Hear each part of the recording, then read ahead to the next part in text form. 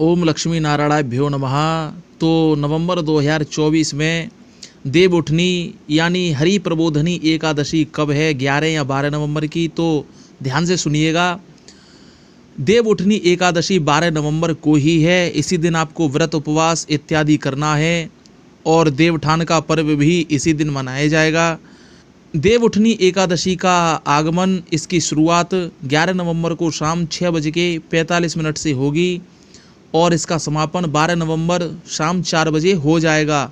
यानी कि 11 नवंबर को शाम को एकादशी शुरू होगी, जबकि 12 नवंबर को सूर्योदय के साथ ही एकादशी भी चलेगी। इसीलिए 12 नवंबर को ही आपको व्रत उपवास करना है। देव उठनी एकादशी का व्रत करने से 1000 अश्वमेध यज्ञ का पुण्य फल प्राप्त होता है। ये वही अश्वमेध यज्ञ है जो राजा बलि ने करवाया था और श्री राम भगवान ने भी करवाया था। जबकि एक अश्वमेध यज्ञ करने में लाखों रुपए का खर्चा आता है और इसमें तो 1000 अश्वमेध यज्ञ करने का पुण्य फल आपको प्राप्त होगा। और तो और किसी के विवाह का शुभ मुहूर्त यदि न बन पा रहा हो, किसी की शादी नहीं हो पा रही है किसी भी मुहूर्त में, तो उसका विवाह भी देव उठनी एकादशी के दिन हो जाता है। आप अंदाजा लगा सकते हैं कितनी प्रभावशाली एकादशी है ये, जो बड़े से बड़े नकारात्मक प्रभावों को भी दूर करती है। जो एकादशी बड़े से बड़े नकारात्मक प्रभावों को दूर करती है, तो सोचिए आपके पापों का ये क्या हाल करेगी। कहने का मतलब है जन्म जन्मांतरों के पाप भी जलकर समाप्त हो जाते हैं जो एकादशी का व्रत करता है।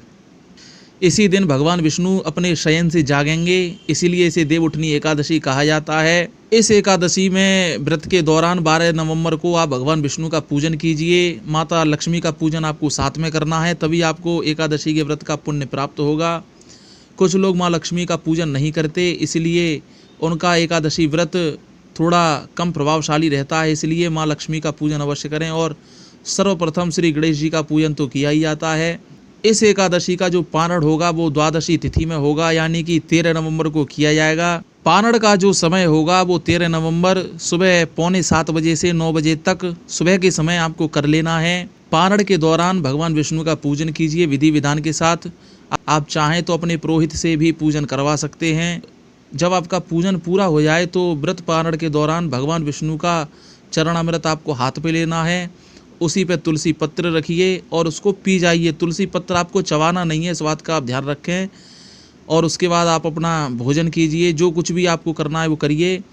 इस दिन भोजन एक ही बार करना चाहिए। पारण के दौरान आप चाहें तो दोनों समय भोजन ले सकते हैं, वैसे एक समय लें तो ज़्यादा बेहतर होगा। और एक प्रश्न मेरे पास आया कि हम एकादशी का व्रत रखना चाहते हैं, बड़ी इच्छा होती है, लेकिन प्रत्येक एकादशी को हम व्रत नहीं रख सकते। जैसा कि महीने में 2 बार एकादशी पड़ती है, एक शुक्ल पक्ष की और एक कृष्ण पक्ष की। तो वो व्यक्ति बोले हमसे कि हम दोनों एकादशी का व्रत नहीं कर सकते, और यहाँ तक कि हम तो एक भी एकादशी का व्रत नहीं कर सकते। उनके कहने का मतलब था जब हमारा मन करे तब हम एकादशी का व्रत रखें और जब मन ना करे तो ना रहें। यदि हम अपनी इच्छा अनुसार एकादशी का व्रत कभी करें कभी ना करें तो क्या इससे दोष लगेगा? तो मैंने कहा बिल्कुल भी दोष नहीं लगेगा। महीने में 2 एकादशी पड़ती हैं, आप चाहें तो किसी भी महीने की कोई सी भी एकादशी का व्रत कर सकते हैं। फिर वो बोले कि एकादशी का पारण भी किया जाता है एक नियत समय पर, तो उसका पारण भी मुझे करना है क्या? तो मैंने उनसे कहा कि जब आप पूरी एकादशियों का व्रत कर ही नहीं रहे तो आप पारण क्यों करेंगे?